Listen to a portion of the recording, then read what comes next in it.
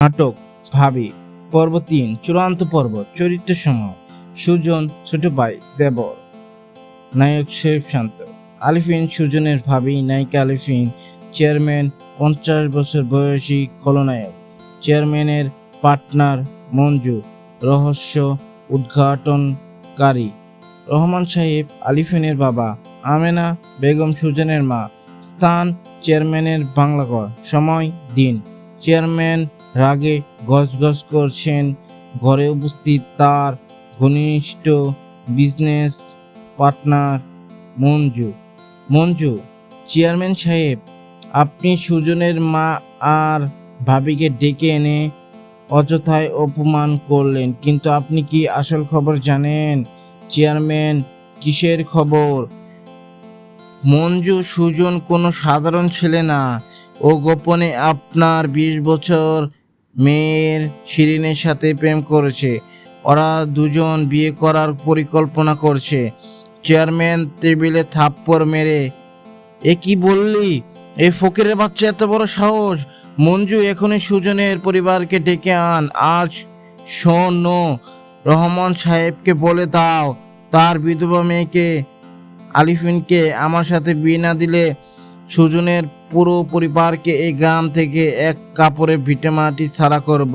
স্থান: সুজনদের বাড়ি। সময়: দুপুর। আলিফিনের বাবা রহমান সাহেব সুজন ও তার মায়ের কাছে বসে আছেন। চেয়ারম্যানের কুপ্রস্তাব আর হুমকির কথা শুনে সবাই দিশেহারা। রহমান সাহেব: সুজনরে গ্রামবাসী আর চেয়ারম্যানের ষড়যন্ত্রের হাত থেকে মেয়েকে বাঁচতে আমি ওকে অন্য জায়গায় বিয়ে দেওয়ার সিদ্ধান্ত নিয়েছি।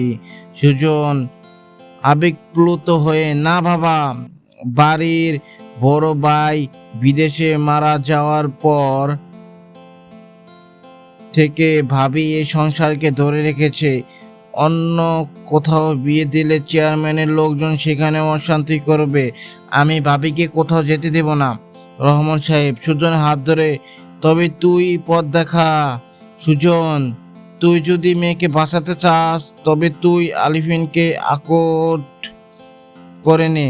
তুই ছাড়া আর কারো হাতে আমি মেয়েকে বিশ্বাস করে তুলে দিতে পারবো না। সুজন শকে: এই আপনি কি বলছেন বাবা? আমি আমার মায়ের মতো, আমি কিভাবে?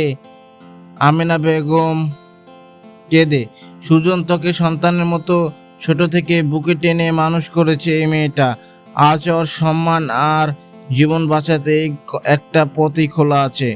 অনেক জোরাজুরি ও বাধ্যকতার পর সুজন ও আলিফিন দুজনের নীরব সম্মতি দিতে বাধ্য হয়। স্থান: সুজনদের ঘর। সময়: রাত। চেয়ারম্যানের সব ষড়যন্ত্র ব্যর্থ করে দিয়ে রাতে গোপনে সুজন আর আলিফিনের বিয়ে সম্পন্ন হয়। বিয়ের আনুষ্ঠানিকতা শেষে সুজন অপরাধ বোধ ও ভারী মন নিয়ে বাসর ঘরে প্রবেশ করে। ঘরের আলো আঁধারি পরিবেশ, ফুল দিয়ে সাজানো বিছানার ওপর লাল শাড়ি পরা আলিফিন নিথর হয়ে পড়ে আছে। পাশে একটি বিষের বোতল। সুজন আটকে ওঠে: ভাবি, ভাবি, কি হয়েছে তোমার? সুজন দৌড়ে গিয়ে আলিফিনকে জড়িয়ে ধরে, কিন্তু আলিফিনের শরীর ততক্ষণে ঠান্ডা হয়ে গেছে। তার অবশ হাতের পাশে একটি চিঠি পড়ে আসে। স্থান: বাসরঘর। Voice over. সময়: রাত। সুজন কাঁপা কাঁপা হাতে চিঠিটি খোলে। ব্যাকগ্রাউন্ডে আলিফিনের করুণ কণ্ঠে ভেসে আসে: প্রিয় সুজন, জানি এই চিঠিটা যখন তুমি পড়বে আমি আরও এই পৃথিবীতে থাকবো না। আমাকে ক্ষমা করে দিও। সমাজ আর চেয়ারম্যানের অত্যাচার থেকে বাঁচতে তোমরা যে সিদ্ধান্ত নিয়েছ তা পরিবারের সম্মানের খ্যাতিতে আমি মুখ বুঝে মেনে নিয়েছিলাম। কিন্তু সুজন, ছোটবেলা থেকে তোকে আমি নিজের সন্তানের মতো কোলে পিঠে করে লালন পালন করছি।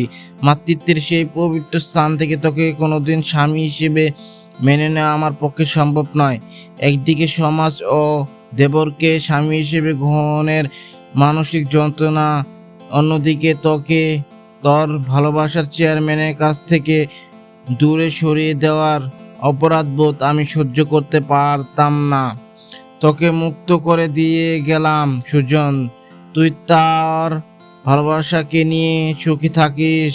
তোর ভাবি তোকে কোনোদিন অভিশাপ দেবে না, শুধু আশীর্বাদ করে গেল। আমার এই আত্মত্যাগের মাধ্যমে হলেও যেন এই সমাজের শকুনের মতো মানুষের চোখ খোলে।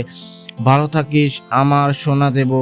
চিঠি শেষ হতে সুজন বুক ফাটা কান্নায় ভেঙে পড়ে। ভাবি বাইরে থেকে মা ও প্রতিবেশী কান্না শুনে ঘরে ঢুকে ছুটে আসে। বাসর ঘরে আনন্দের আয়োজন, মুহূর্তে বিষাদের শোক। সবাই